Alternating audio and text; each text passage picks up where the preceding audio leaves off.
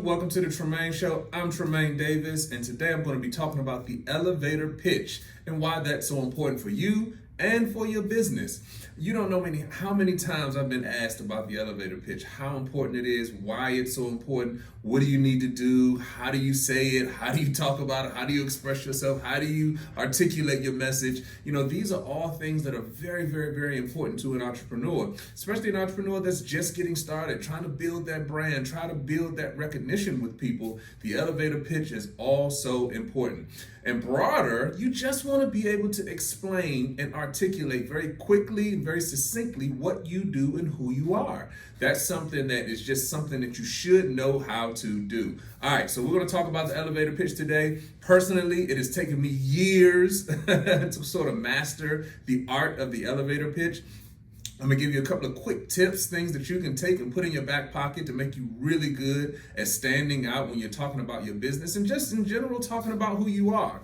The first thing you need to do is be able to talk about your business. All right, I'm talking about in a clear and a succinct way. The why for your customer. That's what needs to come across when you're talking about your business. Not all of the other stuff unless you're asked about it. You know, specifically, how did you start your business? You know, certain things people might ask you specifically, but if it's just an open-ended general question of what you do, who you are, that type of question, you want to get straight to the point and you want to be able to talk specifically about the why for your customer. All right, the why for your customer. All right, the second thing you need to be able to do is talk about the why for yourself. Okay, so there's two good quick points that I want you to put in your back pocket on crafting your elevator pitch. You got to be able to talk about the why for your customers, and you have to be able to talk about the why for yourself. So the first one is the why for your customer. Why would somebody buy your products and services? Why would somebody take their hard-earned $20, $50, $100,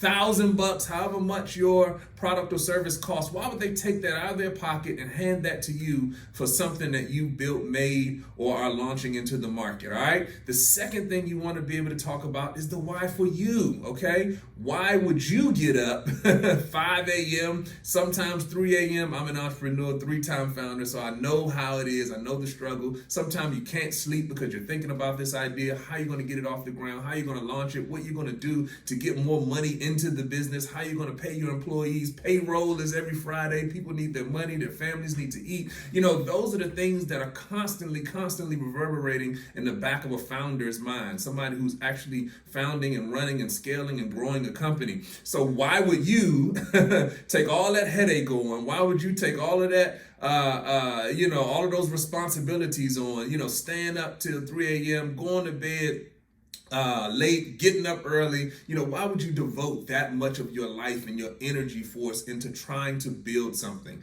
That's the other thing that you want to be able to talk about in an elevator pitch. So very quickly, the why for your customer and the why for you. Those are two things that a great elevator pitch always encapsulates, and you should be able to do that in under a minute. My customers love me because X, Y, and Z.